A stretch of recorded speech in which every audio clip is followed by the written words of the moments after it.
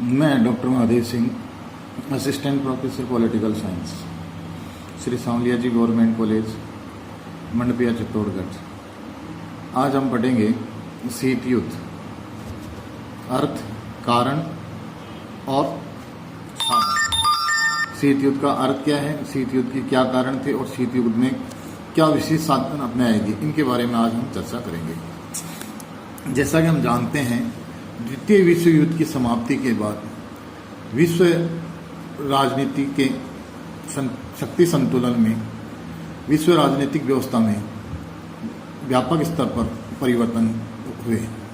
हम कह सकते हैं कि विश्व की जो राजनीतिक सेटअप था, जो सिस्टम था, उसमें आमूलचूल परिवर्तन हुए। जो यूरोपीय महान शक्तियां थी वो द्वितीय विश्व युद्ध के बाद में या तो खत्म हो गई या फिर कमजोर हो गई और दो महाशक्तियां संयुक्त राज्य अमेरिका एवं सोवियत संघ का उदय हुआ और संपूर्ण विश्व अमेरिका के नेतृत्व वाले पूंजीवादी गुट और सोवियत संघ के नेतृत्व वाले साम्यवादी गुटों में बट गया और विश्व राजनीति द्विध्रुवीय हो गई। इसी का परिणाम शीत युद्ध के रूप में उभर कर आया। अब हम बात करते हैं शीत युद्ध का अर्थ। शीत युद्ध शब्द जो है, सर्वप्रथम इसका प्रयोग वाल्टर लिपमैन के द्वारा किया गया। शीत युद्ध देखा जाए तो वास्तव में युद्ध न होकर युद्ध जैसा वातावरण था। यह एक प्रकार से वाक युद्ध था। शीत युद्ध से हमें अमेरिका और सोवियत संघ के मध्य शत्रुतापूर्ण और तनावपूर्ण संबंध, अंतर्राष्ट्रीय संबंधों का आभास होता है, अभिव्यक्ति होती है। ये वास्तव में युद्ध नहीं लड़ा या धरातल पर युद्ध नहीं लड़ा जाकर ये नर्व सिस्टम से लड़ा जाने वाला युद्ध था। इसमें वैचारिक गणना, राजनीतिक अविश्वास, कूटनीतिक जोड़ तोड़, सैनिक प्रतिस्पर्धा, जासूसी एवं मनोवैज्ञानिक जैसे तत्व शामिल थे। भारत के भूतपूर्व प्रधानमंत्री पंडित जवाहरलाल नेहरू ने शीत युद्ध के बारे में सटीक टिप्पणी की है कि शीत युद्ध का वातावरण निलंबित मृत्युदंड के वातावरण के समान तनावपूर्ण था। यह सस्पेंडेड डेथ पेनल्टी की तरह था।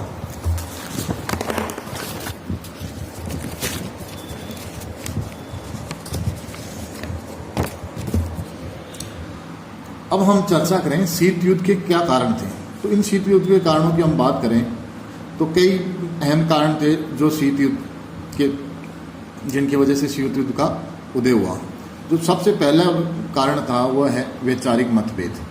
वैचारिक मतभेद का मतलब यहाँ यह है कि दो प्रकार की विचारधाराएं थी, विश्व में थी और आज भी हैं, जिनमें एक तरफ उदारवादी, लोकतंत्रवादी, पूंजीवादी विचारधारा थी, दूसरी वादी साम्यवादी विचारधारा थी। इन दोनों विचारधाराओं का नेतृत्व है, पूंजीवादी विचारधारा का नेतृत्व संयुक्त राज्य अमेरिका करता था और सोवियत संघ साम्यवादी विचारधारा का नेतृत्व करता था और विश्व में दो गुट बट गए थे इन विचारधाराओं के आधार पर। इनके बीच में वैचारिक टकराव दोनों गुटों के मध्य था। द्वितीय प्रश्न है, दूसरा कारण है द्वितीय मोर्चे का प्रश्न। द्वितीय मोर्चे से मतलब यह है कि हिटलर की जर्मनी ने सोवियत संघ पर आक्रमण कर दिया। सोवियत संघ की सेनाएं जर्मनी का सामना कर रही थी, तो सोवियत संघ ने अपने मित्र राष्ट्र अमेरिका, इंग्लैंड, फ्रांस, इनको कहा कि वो जर्मनी के खिलाफ एक अलग फ्रंट खोलें जिससे जर्मनी को कंट्रोल किया जा सके। परंतु रणनीति के तहत अमेरिका के नेतृत्व वाले देशों ने द्वितीय मोर्चा नहीं खोला, जिससे सोवियत संघ का मित्र राष्ट्रों के प्रति अविश्वास, विशेषकर अमेरिका के प्रति अविश्वास पैदा हुआ और ये शीत युद्ध के कारण बना। अगला कारण है युद्धोत्तर उद्देश्यों में अंतर। किस द्वितीय विश्व युद्ध के में अमेरिका, सोवियत संघ, फ्रांस, इंग्लैंड, इन्होंने मिलकर जर्मनी, इटली और जापान के खिलाफ लड़ाई लड़ी, परंतु युद्ध के बाद में इनके उद्देश्य थे वो अलग अलग थे। देखिए, विशेषकर हम देखें तो जर्मनी के संदर्भ में इनके उद्देश्य अलग थे कि युद्ध के बाद में जर्मनी का भविष्य क्या हो, इसको लेकर इनमें गंभीर मतभेद हुए। 1945 के याल्टा समझौते का सोवियत संघ ने अवहेलना की। 1945 में इंग्लैंड के प्रधानमंत्री चर्चिल, अमेरिका के राष्ट्रपति रूजवेल्ट और सोवियत संघ के नेता स्टालिन के मध्य पोलैंड में युद्ध के बाद में निष्पक्ष और स्वतंत्र चुनाव करने को लेकर याल्टा शहर में एक समझौता हुआ, परंतु युद्ध के बाद समाप्ति के बाद सोवियत संघ ने इस याल्टा समझौते का अवहेलना की और पोलैंड में राजनीतिक दखल देना शुरू कर दिया। ये भी शीत युद्ध का एक कारण बना। अगला है जर्मनी का विभाजन और सोवियत संघ द्वारा जर्मनी की नाकेबंदी। जर्मनी की जो दीवार बनी वह भी शीत युद्ध का एक बहुत बड़ा कारण था। जर्मनी का द्वितीय विश्व युद्ध के बाद में दो भागों में पूर्वी और पश्चिमी जर्मनी में विभाजित कर दिया गया और पूर्वी जर्मनी सोवियत संघ के अधीन रही और पश्चिमी जर्मनी अमेरिका, इंग्लैंड, फ्रांस आदि देशों के हिस्से में रही। परंतु बर्लिन राजधानी को लेकर मतभेद हुआ।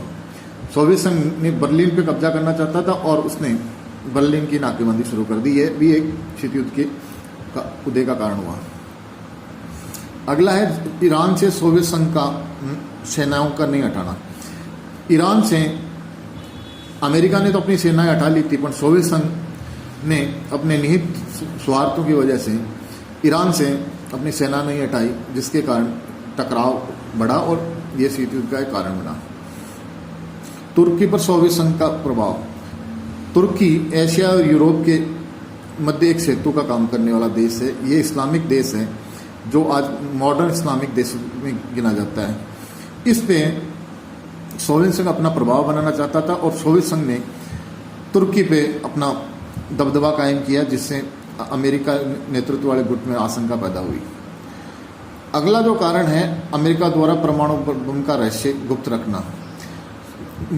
द्वितीय विश्व युद्ध में अमेरिका और सोवियत संघ दोनों ने साथ मिलकर युद्ध लड़ा, परंतु अमेरिका ने कभी भी नहीं बताया कि उसके पास परमाणु क्षमता है।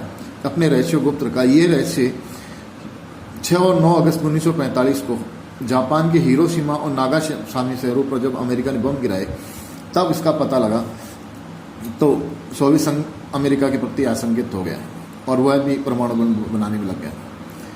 फुल्टन भाषण। ऐसा माना जाता है कि फुल्टन भाषण के साथ शीत युद्ध की शुरुआत हुई है। सर्वप्रथम 5 मार्च 1946 को ब्रिटिश प्रधानमंत्री चर्चिल ने अमेरिका के फुल्टन से में जो एक प्रकार की साम्यवादी तानाशाही सोवियत संघ के नेतृत्व में उभर रही थी, उसके विरुद्ध भाषण दिया और अन्य देशों से अपील की कि इस तानाशाही का मुकाबला करने में उनको एक हो जाना चाहिए। ये फुल्टन भाषण शीत युद्ध की शुरुआत मानी जाती है। अगला कारण है यूएनओ में सोवियत संघ द्वारा बार बार वीटो करना। सोवियत संघ द्वारा संयुक्त राष्ट्र संघ की सुरक्षा परिषद में जो अमेरिका या पश्चिमी देशों के द्वारा जो प्रस्ताव लाए जाते थे, उनको सोवियत संघ अधिकांशतः वीटो करता था। इस वीटो के कारण इन देशों के मध्य P5 के मध्य एक अविश्वास और घृणा का वातावरण पैदा हुआ, जो शीत युद्ध का कारण बना। अब हम देखें, सैद्धांतिक रूप से देखें तो शीत युद्ध अंतर्राष्ट्रीय राजनीति की जो धारणा है कि संघर्ष की अनिवार्यता अंतर्राष्ट्रीय राजनीति में आवश्यक है, ये भी एक शीत युद्ध का कारण बना। प्रसिद्ध विद्वान मॉर्गेंतो ने कहा है कि अंतर्राष्ट्रीय राजनीति राष्ट्र राज्यों के मध्य शक्ति का संघर्ष है। ये शक्ति का जो संघर्ष है ये शीत युद्ध का कारण बना, क्योंकि जो भी गुट थे वो अपना अपना आधिपत्य बनाए रखना चाहते थे। अब हम बात करते हैं इस प्रकार, ये है इन कारणों के अलावा अन्य भी कई कारण हैं जो शीत युद्ध के कारण बने। अब हम बात करते हैं शीत युद्ध के विशिष्ट साधन क्या हैं। जब हम शीत युद्ध के अंदर क्या क्या साधन अपनाए गए देशों के द्वारा, गुटों के द्वारा, उनके बारे में चर्चा करते हैं। तो पहला है प्रचार या प्रोपोगेंडा। हम जानते हैं कि अंतर्राष्ट्रीय राजनीति में प्रोपोगेंडा का अपना एक महत्व होता है। हर राष्ट्र अपने राष्ट्रीय हितों का संवर्धन के लिए प्रोपेगेंडा का सहारा लेता है।